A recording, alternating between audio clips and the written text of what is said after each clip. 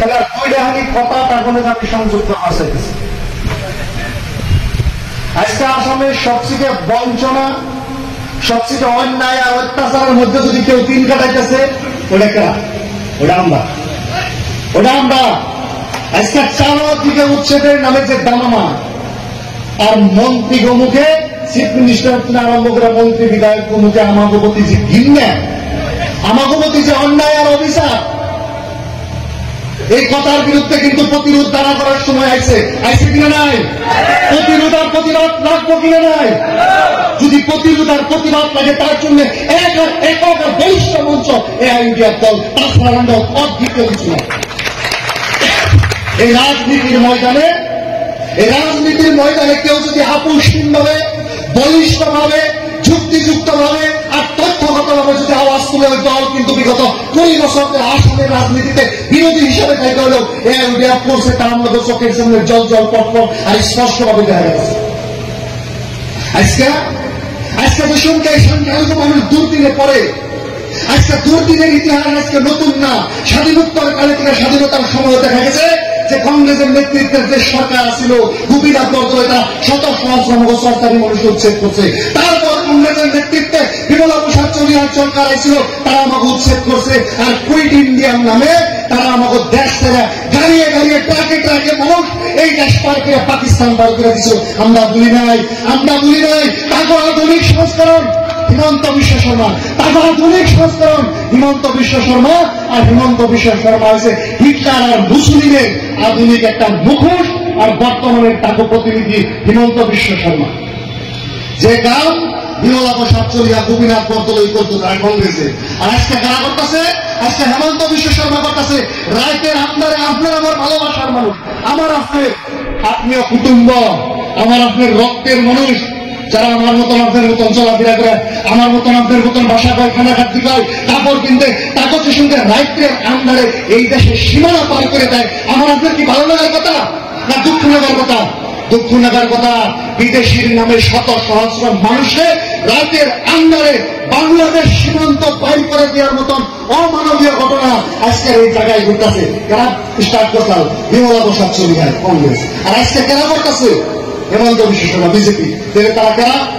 একই অন্য কোন বেসিক তফাৎ নাই।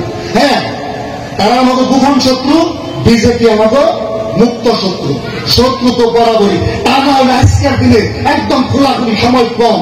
আজকের দিনে যে উচ্ছেদ হইতেছে, এই উচ্ছেদের জন্য আমি বিজেপির যতটুকু দায়ী ভাবি, আমাকে বাপদাদার দল কংগ্রেসের আমি অতটুকু দায়ী ভাবি।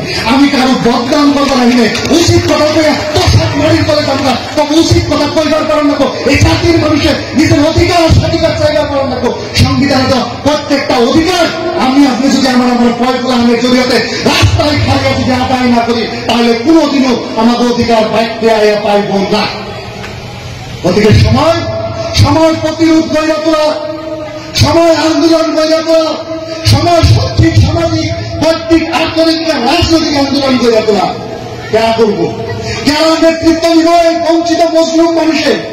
বিগত 20 বছরে আপনারা দেখছেন যার সামনে রাজনীতিতে বদরুদ্দিন আজমল সাহেব রাজনীতি করবার হয় নাই। বদরুদ্দিন আজমল সাহেবের শিক্ষাক্ষেত্রে যত অবদান, বদরুদ্দিন আজমল সাহেব পার্লামেন্টে থাকার সময় যে সমস্ত কথা কইছে, আর আজকে বদরুদ্দিন আজমলের ওসিরা কইলেই তো আমরা আজকে মঞ্চ এখানে আছি। তা নয় আমি যে ঘরের প্ল্যান জিন্দিগিতে রাজনীতি, বিধানসভা ইলেকশন আমার করা হইতো না। আমাকে বয়সে, আমি তো আমাকে পুরাতনের বয়সে, কারণ ভাইয়ের বয়সে আমাকে মতন মানুষ যদি আজকে রাজনীতির মঞ্চ থেকে আমার আপনার রক্তের ভালোবাসার আকলদের মানুষের কথা কইবার দিকে সুযোগ পাইছি, কার জন্য পাইছি? বদরুদ্দিন আজমল সাহেবের জন্য পাইছি না? বদরুদ্দিন আজমল সাহেব এই দল সৃষ্টি করছে, আপনাদের সাথে নিয়ে এই দল মজবুত করছে। আর আজকে আমরা এই দলকে এই পর্যায়ে নিয়ে আসছেন দিকে আজকে আমাদের মতন শত সহস্র নজওয়ান ভাইকে স্বপ্ন দেখতে পারে যে আগামী আমাকে প্রজন্ম রাজহার স্বীকার করে মাটিতে বাইসে থাকবো, নিজের অধিকার সহিতে, নিজের স্বাধিকার সহিতে সমতাপূর্ণ এক সমাজ গড়ার স্বার্থে এই মাটিতে, এই জায়গাতে আওয়াজ করবো। আজকে এই স্বপ্ন মালিক, এই স্বপ্ন কৃতিত্ব ভাগিদার শতভাগী এআইইউডিএফ দল। এআইইউডিএফ দল শুধু এক দল না, এই দল একটা বিপ্লবের মঞ্চ, এই দল একটা আন্দোলনের মঞ্চ, এই দল একটা চাওয়া মানুষের, মজলুম মানুষের আন্দোলনের জন্য সত্যিকার সামনে খাওয়া কিছু নেতৃত্ব, কিছু মানুষ দিয়ে গঠিত একটা দল। গতিকে এই দল আমরা দল হিসাবে না, এই দলের থেকে আমরা কম্বল পামো, হুইপা পামো, অরুণোদয় পামো, এর সঙ্গে না। এই দল শত সহস্র বছর বাইসা থাকুন রাখবো এই মাটিতে, আর বাইসা থাকার নিয়ে আমার আপনার যে অধিকারের প্রয়োজন পাবো, এই অধিকার এই দলে দিব। আজকে কয়ে হয় যে ইন্ডিয়া কত সিটে ইলেকশন খেলাবো, সাফা উত্তর ম্যাক্সিমাম 35 সিটে ইলেকশন খেলাবো, ম্যাক্সিমাম 35 সিটে ইলেকশন খেলাবো। আমরা তো তাহলে সরকার করা পারুন না পারুন না, সেটা কথা সরকার করা পারুন না, স্পষ্ট ভাষায় করবে। কিন্তু আমাকে সারা জানি সরকার না হয় তার ব্যবস্থা করেন না। যদি আমাকে সারা সরকার না করা পারে তাহলে আমাকে কি বললাম জানুন? যদি আমাকে লাগেই লাগে তাহলে আমরা কমু যে আমাকে স্বাধীনতার 78 বছরের চাওয়া পাওয়ার লিস্টে এত লম্বা এটি দেন রাখবো, আর আমরা সুদের মূলে আমাকে চাওয়া পাওয়া আদায় করে নিয়ে আমাদের সরকার বানাতে পারে। এই জন্য ইউডিএফ একটা চিন্তার সংগ্রাম, ইউডিএফের জন্য একটা স্বপ্ন দেখবো আপনার সন্তানের যে হ্যাঁ বিধায়ক এনে, হ্যাঁ এই অঞ্চলের প্রতিনিধি এনে আপনাকে হক আর অধিকারের দিকে মাত রাখতো। গতিকে ইউডিএফ চাঙ্গা করুন। ইউডিএফ আজকে হজরতুল্লাহ বদরুদ্দিন আজমল সাহেব গত লোকসভা মানুষ হারিয়ে দিচ্ছে, আমরা জনরাই নত শিরে মেনে নিচ্ছি। আজকে দুর্নীতি রকিবুল হোসেন সাহেবের জিতানের পরে আজকে হেঁটে যায় না পার্লামেন্টে ক্যারাম খেলার কথা আপনারা শুনছেন না?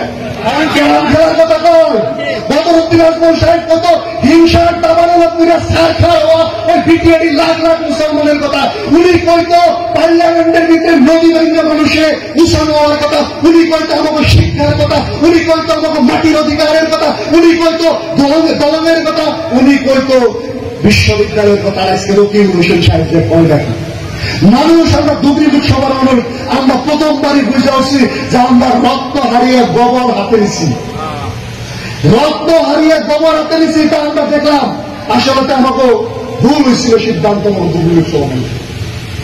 রকিবুল হোসেন সাহেব কইছিল যে মুখ ভুল দিয়ে ওই সুসুরি আপনাদেরকে সহায় করি, আর আজকে মানুষ যে শুধু উচ্ছেদের সামনে মানুষের ভুল ডুজান যেটা উচ্ছেদ করে, এটা রকিবুল হোসেনের দেখা নাই, রকিবুল হোসেনের দেখা নাই।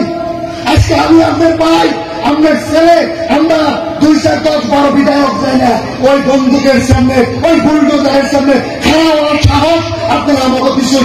আমরা মাথায় কাপড়ের কাপড় বেরিয়ে গেছি, মূল্য মরুন, পয়সা থাকলেও থাকুন, এই দলের দিকে, এই কৌমের দিকে, এই আওয়ামের দিকে, এই জাতির দিকে শহীদ হওয়ার জন্য আমরা ইনশাআল্লাহ ভূক্ষেপ করি না। আল্লাহর কাছে কামনা করি এই জাতির দিকে, এই কৌমের দিকে আমাকে শহীদ করে দেখ আল্লাহ। আর আমি আশা করুন যে এই কৌমের ভিতর থেকে শত সহস্র নজওয়ান রইব যারা এই মানুষের অধিকার স্বাধিকারের দিকে, সংবিধান প্রদত্ত প্রত্যেকটা অধিকারের দিকে বাইরে আইব, নিজের বুক পাইতে দিব, নিজের ভাই আর বোনের ইজ্জত বাঁচানোর দিকে আমাকে আইবা লাগা প্রজন্ম যাতে অধিকার সহ পয়সা থাকতে পারে, ইজ্জত সহ যাতে পয়সা থাকতে পারে, তার জন্য সংগ্রাম করবো, লড়াই করবো, তার জন্য আমরা দেবো পয়গুলো আমরা ছেলে ফেলে নেব, আইডিয়া দেন রাখবো।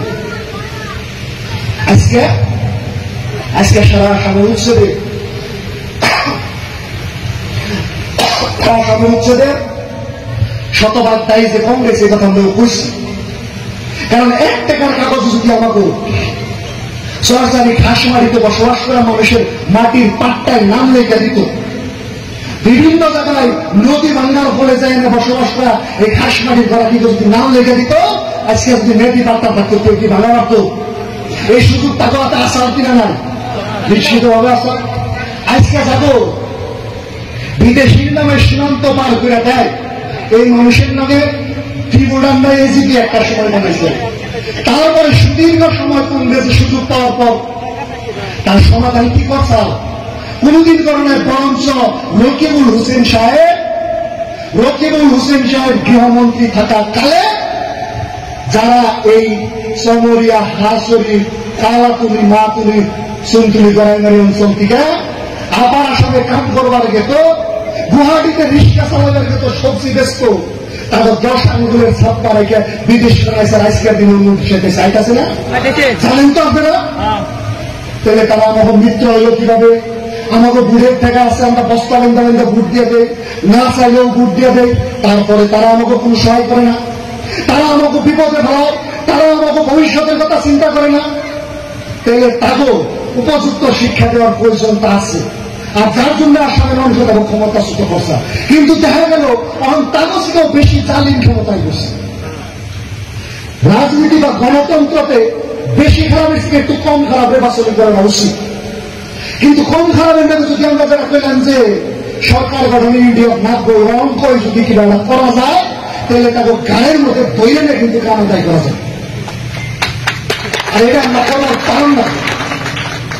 গতিকে অন্য কাছে আহ্বান যে নতুন সমরিয়া সমষ্টি করা হয়েছে, এই সমরিয়া সমষ্টিতে আজকে অনেক দলই রাজনীতি করবার সেই জায়গা রয়েছে। বিগত সময় তো 6 গাঁও সমরিয়াতে কোনখানে এই জায়গার ভিতরে একজনও মানুষ নাই যে যারা এই 2 সমষ্টির ভিতরে জন্ম নেওয়া মানুষে নিজেরা প্রতিনিধিত্ব করবো। আমরা তো একটাই মানুষের অবস্থা, আমরা নিজেরা নিজেকে প্রতিনিধিত্ব করা হয়নি। আমি সেনা সমষ্টির ছেলে, সেনা সমষ্টির রাজনীতিবিদে আছে কেউ নাই, সমষ্টির বাইরে তুমি কেউ নাই, কেউ আর নাই। প্রয়োজনে আমাকে নিজের গ্রামে তুমি 4 জন করে মেনে নিয়েছে, আমার এটা আমার গ্রামে 4 নম্বরে নেবে। কিন্তু তবু তারা সমষ্টির বাইরে মানুষের মিলন না। আমরা এখানে বারবার সমষ্টির বাইরে মানুষের মিলন, যার এই মাটির সাথে জমিনের সাথে কোন সম্পর্ক নাই, যে এলাকায় কেদা ধুয়ে বালু বাসা জানে না, দুন্ধ জানে না, যে মানুষের সংস্কৃতি, যে মানুষের ভিতরে কোনদিন থাকাই যায় না, হ্যাঁ মধ্যে আমার আপনার যে জেনুইন সমস্যা, আমার আপনার যে আসল সমস্যা এই কথা করতে পারার তার কোন সক্ষমতা থাকবো বা আছে কি নাই। যার জন্য আমি অন্তত 4.5 বছর ধরে বিধানসভায় আইছি, আমি দেখি নাই যে সংখ্যালঘুর অধিকারের দিকে সমরিয়া বা বকুয়া 6 গাঁও সমষ্টির সংখ্যালঘু মানুষের অধিকারের দিকে, বিশেষভাবে নাগরিকত্বই হোক, মাটির পাট্টাই হোক বা অন্য কোন সমস্যা, এগুলো নিয়ে আমরা পেবে না, কোনোদিন আওয়াজ তুলে নাই, আর কোনোদিন তারা তুলবও না। কারণ এই সমস্যাটা রক্তে নাই। গতিকে আমি চাবো এই মাটির ভূমিপুত্র, এই জায়গার ভিতরে যাদের জন্ম, এই জায়গাতেই যারা বড় হয়েছে, ডাঙ্গর দিকে হয়েছে, জায়গার ভিতরে যারা আছে, তারপর আগামী দিনে এই জায়গার মানুষের মেলে বানাবো ইনশাআল্লাহ। আরেক জাতীয় মানুষ সবাই গেছে, তারা হলো হাইব্রিড। ইলেকশন খেলে গেলে হাইব্রিড, তার বাপের মেলে তার দাদার জন্ম এই জায়গায় হয়েছে, তারপর আর এই জায়গার সাথে সম্পর্ক নাই। আজকে 12 দিন পরে মনে করছে যে চলো সমরিয়া সিট ওপেন হয়েছে, আয়া বলছে একদম তারা হারা চন্দন গোয়ারিটা কোচিং দিতে জায়গা বলতে আইবো না চাইবো না, এই সমস্ত হাইব্রিড লিডারও আমি জায়গা পাই না, তার জন্য কিন্তু একটু নজর রাখতে হয় হাইব্রিড। তাহলে আমি আমরা বললাম লোকের চাল আমি আর হাইব্রিড, আমরা লোকের পছন্দ করবো, আর লোকের সব জায়গায় ভালো জায়গা পাই, লোকের সবসময় কদর বেশি। আর গতিকে আমি আশা করি যে সমরিয়া সমষ্টির মানুষের যে নতুন সুযোগ পাইছে, নতুন আসামিয়া বাইরে হওয়া নজওয়ান সমাজের প্রতি দায়বদ্ধতা আমরা চোখের সামনে দেখছি, এই মানুষকে আমরা আগে আমরা এমন মানুষকে যাদের মধ্যে সকালে মুখ বললে ঘুমে তুমি উঠে যায় অরুণিয়া বাতাস একটা চা খেয়ে সকালে ঘুমে তুমি উঠে যায় ব্যক্তি যাবেন অরুণিয়া চা খেলে পান না কত পুকালে, আমরা দুঃখ হলে তাকে পুকালে পাই, সবসময় তাকে পুকালে পান না। কিন্তু বিগত সময়তে দেখছি এমএলএ পুকালে যাবেন 4টা দরজা পার করে বানাতে। আমি বললাম সমরিয়ার বকুতে এটা হলো তাদের অবস্থা, কয় প্রকারের দালাল পার করে এমএলএ পর্যন্ত পৌঁছান নাকি, এটা হলো বড় প্রশ্ন। পুকালে যাবেন লিখে তারিখ পেয়েছেন, তারিখের পর তারিখ সেনা সমস্ত একটা মানুষের জিজ্ঞাসা করে কেউ ধরে কেউ করে সবসময় তাদের দরজা করে আমি থাকা রুম পর্যন্ত দেয় না, দেখ পাঞ্জে ব্যক্তি মানুষ বলেছে। কারণ অন্য মানুষের দিকে অতটুকু মানুষের কাছে তুলেছি, কারণ এই ধুলা বালুর থেকে মানুষের মধ্যে তুলে উঠে যায় আজকে রাজনীতি আইছে। আর এই মানুষের বুগালে থাকুন না, মানুষের পাশে থাকুন না, এটা হয়ে পারে না। প্রয়োজনে রাজনীতি করুন না, তাই বুঝা মানুষের সাথে ধোকাবাজির রাজনীতি করা, কেবল পাওয়ারের দিকে টাকা পয়সার দিকে রাজনীতি করা মানুষকে আমরা প্রত্যাখ্যান করা উচিত। আর রাজনীতি করে আমার আপনার ভোট নিয়ে ইনডাইরেক্টলি যায় যদি হেমন্তর কাছে বেঁচে দেয়, হে বিধায়কের কাছ থেকে আমরা সাবধান। কার কথা বলছি তা আমরা সবাই জানি। সাবধান আমি স্পষ্ট কথা আমি সাক্ষী সহকারে পেয়ে যত যা কিছু কংগ্রেসের ভিতরে খবর যদি যায় আপনাদের 2 বিধায়কের 1 বিধায়কের জন্য যায়, যত গ্রহণ খবর দিতাম না।